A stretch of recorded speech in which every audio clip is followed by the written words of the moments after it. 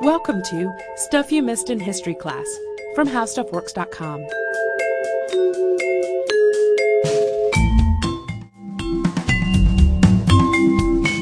Hello and welcome to the podcast. I'm editor Candace Keener, joined by fellow editor Katie Lambert. Hello, Candace. Hi, Katie.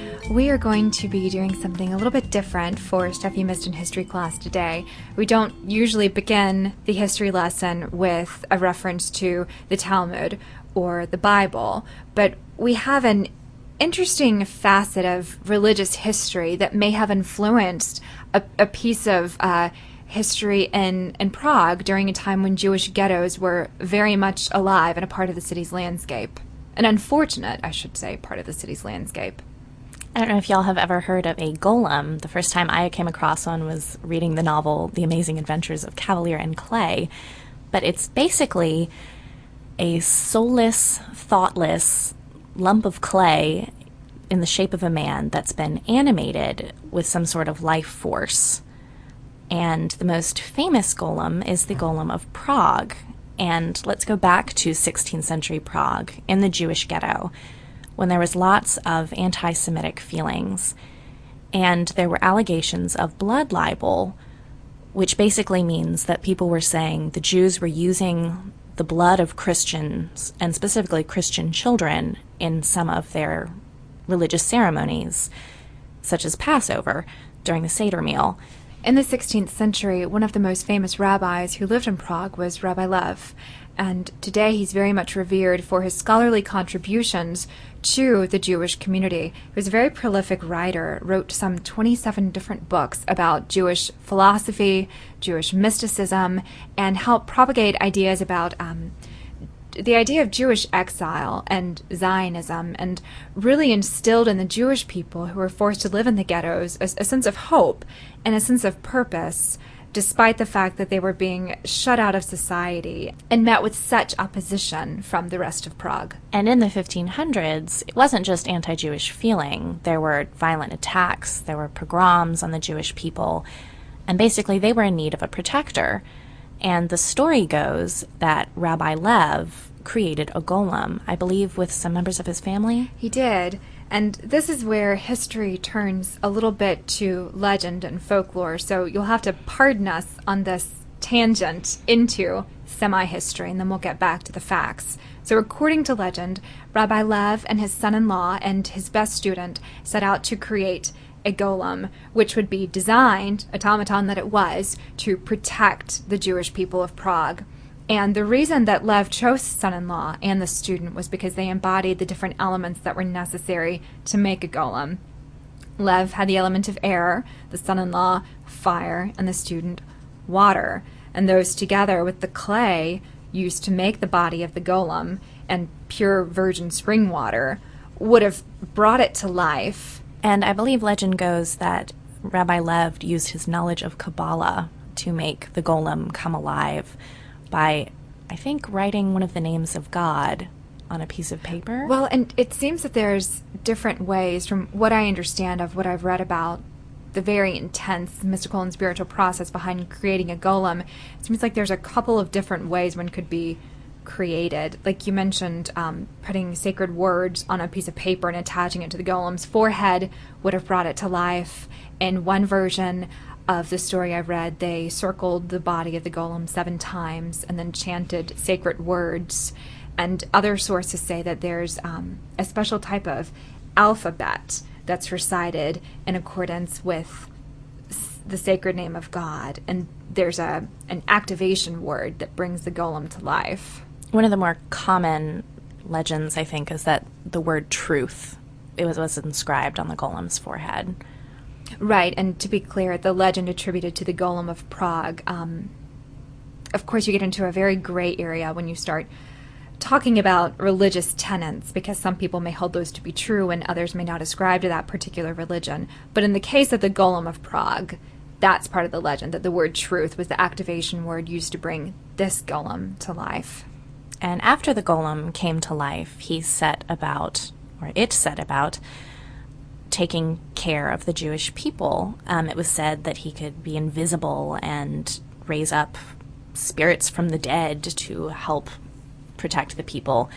And to clear their good name, because there were many instances of the Jewish people being scapegoated by members of the city who would bring dead Christian children into the ghettos to make it look like the blood libel was true, that they were killing these Christian children. But eventually, the golem somehow went bad and went on some sort of a rampage and started actually menacing the Jewish people he was supposed to protect, as well as everyone else in Prague. And so Rabbi Lev, of course, was forced to deactivate, for lack of a better word, take the life force out of the golem. And according to legend, he took the life force from the golem away and then put him in the attic of the synagogue. The old new synagogue in Prague. Which still stands today. Here we are crossing again from the realm of legend back into history. So follow me, if you will. Back in history now. Great. So the old new synagogue still stands today. And no one's allowed into the attic. We don't know what's there. But people still go to Prague looking for the golem, much like they go looking for Kafka souvenirs. Very nice. And there are some merchants in Prague who have made a living out of popularizing the figure of the golem. Golem dolls, restaurants named after the golem tours, things like this. People are very curious about it. But it's unfortunate for serious scholars in the Jewish community that Lev's name is associated with the Golem of Prague, because he likely had nothing to do with the legend, and the legend is likely just that, legendary. The legend came about, I don't even think the golem was attached to Rabbi Lev's name until, what, the 1800s? Yeah, 200 years after his death in 1847. Well, the funny thing was that rabbis of the time were actually supposedly trying to make golems, but not Rabbi Lev. No, he was more known for the aforementioned facts of his scholarly pursuits into philosophy and mysticism. So who was it exactly that started putting his name with the Golem of Prague?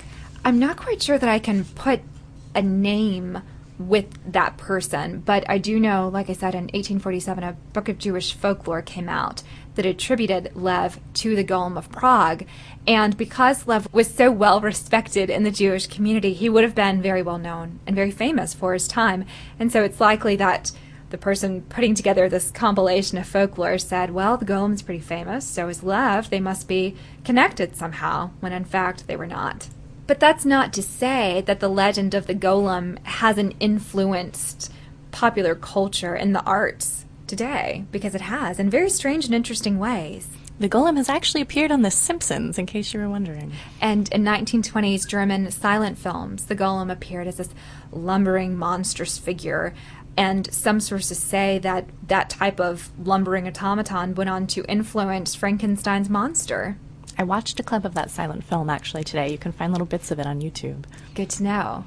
It's also good to know that the Golem persists as this type of legendary savior who can rescue the world from its darkest hour, not unlike King Arthur. You know, I guess that's the closest corollary I can think of, but we discussed King Arthur in a podcast a while ago, and we talked about that when the world reaches that point where it just can't be turned back to good, King Arthur will come and set things right.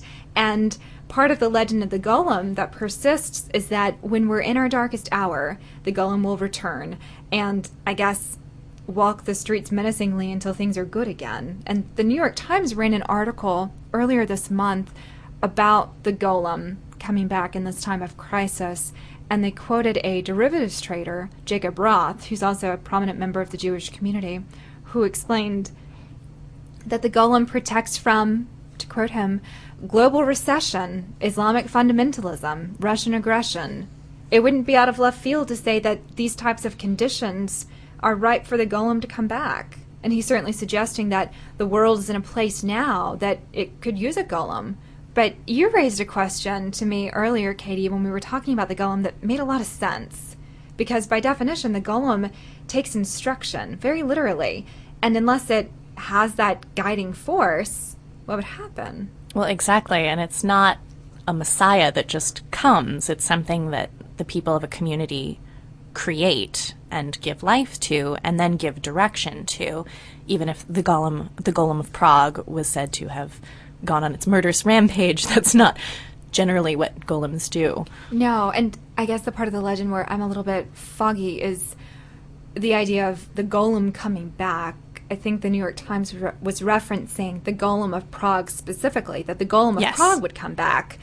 But as you were saying, he had reached such a point of destruction in this legend, it seems unlikely that that would be the right golem for the job. But if the world needed a golem, is it unthinkable to say that members of the Jewish community today couldn't create one to set things right? Well, and there seems to be a bit of debate about whether a golem could be real or is just, in fact, some sort of myth. And it's hard to decipher between fact and fiction because, as we began the podcast by saying, there's mention of golem in the Talmud, and the Bible makes reference to this incomplete substance that gives rise to man. Exactly, like with Adam in the Bible, who is Right. made out of clay and then was imbued with a spirit from God to become a person and become someone with a soul. But before that, he was just a man-shaped clay figure. Exactly. So when we talk about the Golem of Prague, it's certainly an intriguing legend and even a little bit of a scary story to think about a golem amuck in the streets. But in a religious context, obviously, it's an idea that's very important to the tenets of Jewish mysticism. And in a historical sense, to take it one step further, it's also important to remember, despite the aspect of the story that includes the golem, that the Jews very much were persecuted in Prague and that they were forced to live in the ghettos. And even though the idea of blood libel is in dispute, whether or not the Jewish people were charged with blood libel, it is a facet of history, and it's a facet of Prague's history. When it's something that's still important, neo-Nazis have been on the rise in Germany and in other countries, and anti-Semitism is not a thing of the past. Katie, you've raised a very serious question, but I do have one last aspect of Nazi history that pertains to the golem that I think would be an interesting tidbit to leave our readers with. Again, this is all dependent on whether you buy into the golem legend or you ascribe to a religion that supports the idea of the existence of a golem. But according to the Golem of Prague story, he so fiercely guarded the attic of the Old New Synagogue where he was kept, where Rabbi Lev put him, that the synagogue stayed intact and no one disturbed it. We're talking about the Gestapo coming through. We're talking about maybe even urban development coming through. This place really withstood its hold in Prague. And my favorite story is that when the Nazi soldiers came through and were razing the temples, razing the synagogues, this one was untouched. And apparently a few Nazi soldiers got up into the attic of the synagogue where they found the golem. And the golem tore them apart, limb by limb. So I think there's a lesson there. a sobering thought, indeed. So be sure, as always, to email us your feedback and your comments on this podcast and any others. That email address again is historypodcast@howstuffworks.com. And be sure to visit our website for more information on legends and folklore at howstuffworks.com. For more on this and thousands of other topics, visit howstuffworks.com. And be sure to check out the Stuff You Missed in History Class blog on the howstuffworks.com homepage.